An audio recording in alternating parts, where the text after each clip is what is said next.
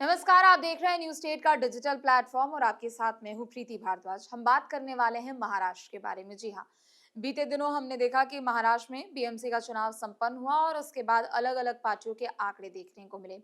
BJP की ओर से मुंबई की मेयर के नाम का ऐलान हो चुका है। ऋतु तावड़े जो एक तरफ मुंबई की मेयर बनेंगी तो दूसरी तरफ नासिक जिले से जो नाम सामने आया है उसके बाद अभी राजनीति चरम पर है। जी हाँ, दरअसल नासिक जिले की अगर यहाँ पर बात करें तो यहाँ पर मालेगांव नगर निगम की अगर बात करें तो यहाँ महिला प्रत्याशी शेख नसरीन खालिद शनिवार को महापौर यहाँ से चुनी गई है।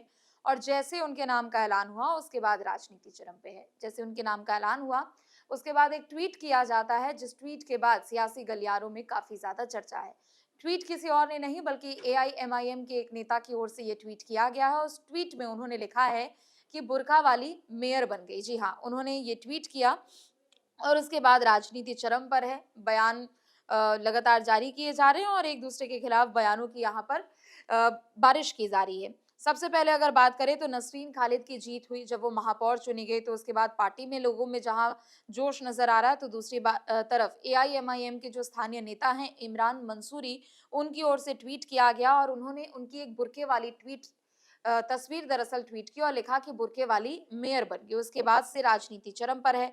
चूंकि आपको याद होगा कि असदुद्दीन ओवैसी की तरफ से एक बार बयान दिया गया था। उन्होंने कहा था कि मैं चाहता हूं कि किसी दिन बुर्के वाली महिला इस देश की प्रधानमंत्री बने। उसके बाद बीएमसी चुनाव से हमने कई तस्वीरें देखने को मिली थी, जिसमें एक महिला की ओर से ये भी कहा गया था कि कैसा हराया तुमको, मतलब बयानों का एक तरीके से दौर यहाँ पर देखने को मिला।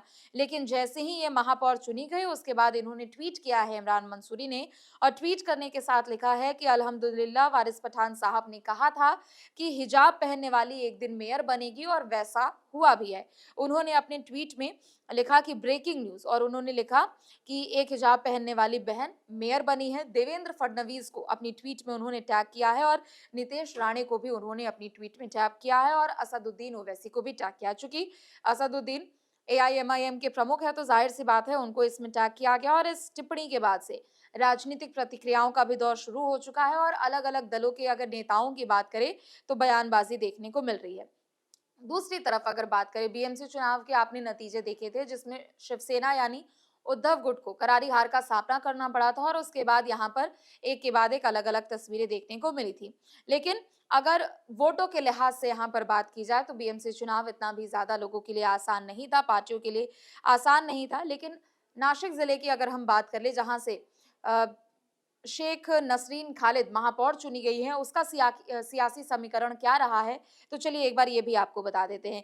शेख नसरीन खालिद और सपा की महिला पार्षद शाने हिंद निहाल अहमद, दोनों को 43-43 वोट मिले थे, यानी समाजवादी पार्टी और एआईएमआईएम जो पार्टी है वो यहाँ पर आमने-सामने थी।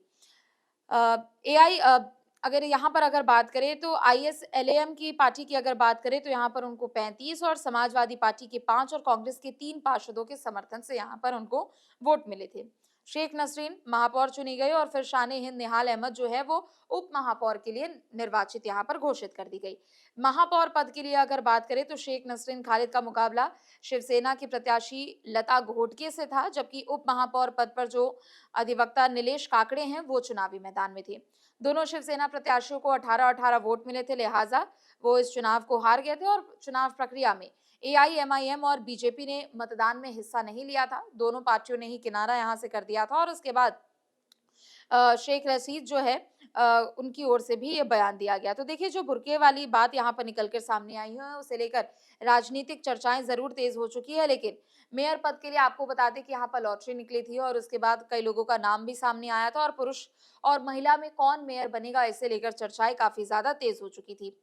मुंबई की बात करें तो महिला मेयर यहाँ पर चुन लिया गया। आपको मैंने बताया कि बीजेपी ने ऋतु तावड़े का नाम घोषित किया बीते दिनों, और दूसरी तरफ अगर मालेगांव की बात की जाए तो इस्लाम पार्टी का मेयर चुने जाने की बात कही गई थी और ज्यादा कोई अंतर था नहीं। यहाँ की अगर बात की जाए तो नसरीन बानू ने शिवसेना की उम्मीदवार लता घोटके को 25 वोटों से यहाँ पर हराया था और मेयर चुनाव से पहले यहाँ पर बीजेपी और कांग्रेस ने गठबंधन किया था। आपको याद होगा कि इसी एक सीट पर गठबंधन भी देखने को मिला था, जिसके बाद ये भी चर्चाएँ होने लगी थी कि एनडीए और यूपीए यानी अभी जो है इंडी गठबंधन, वो दोनों कैसे एक-दूसरे के साथ यहाँ पर गठबंधन करते हुए नज़र आ रहे हैं।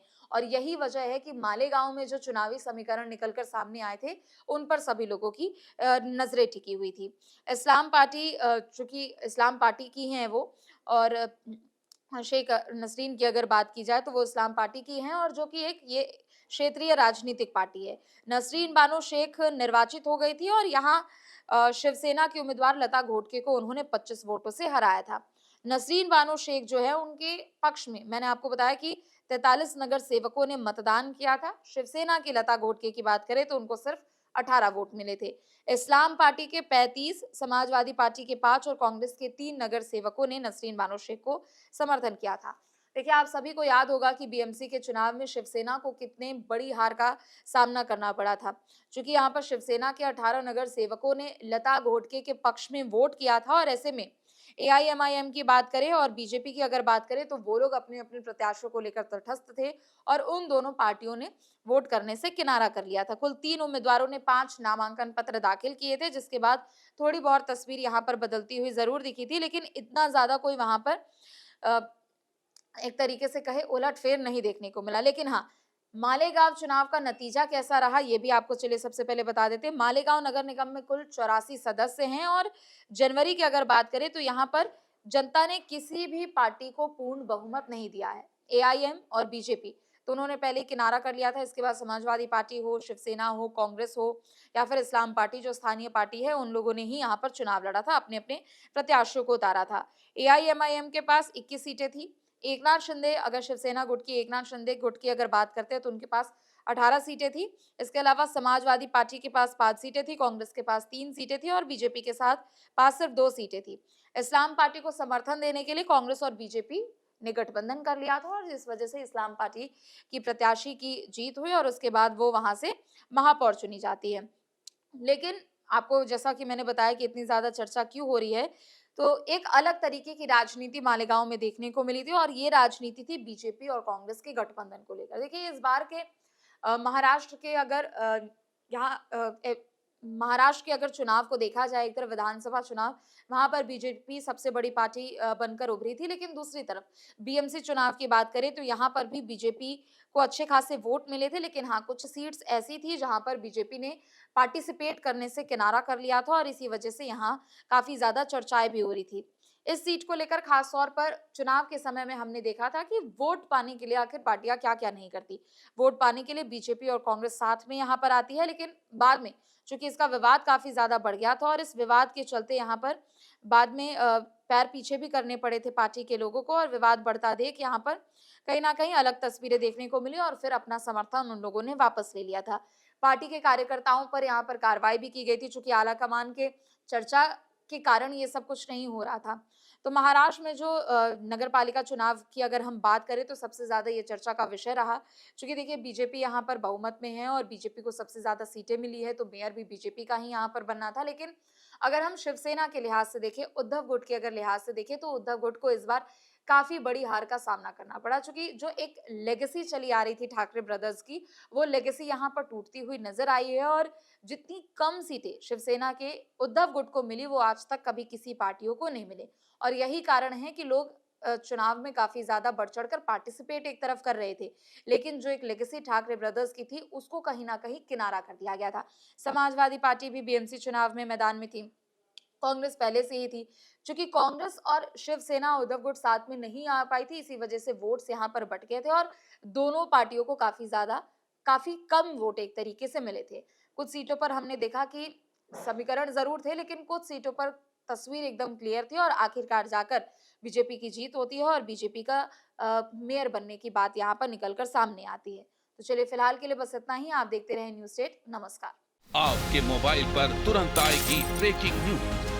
स्क्रीन पर सबसे पहले दिखेगी बड़ी खबर। देश दुनिया की हर खबर एक जगह। अब आपके मोबाइल पर तुरंत फटाफट इंस्टॉल कीजिए न्यूज नेशन ऐप और रखिए खुद को अपडेट।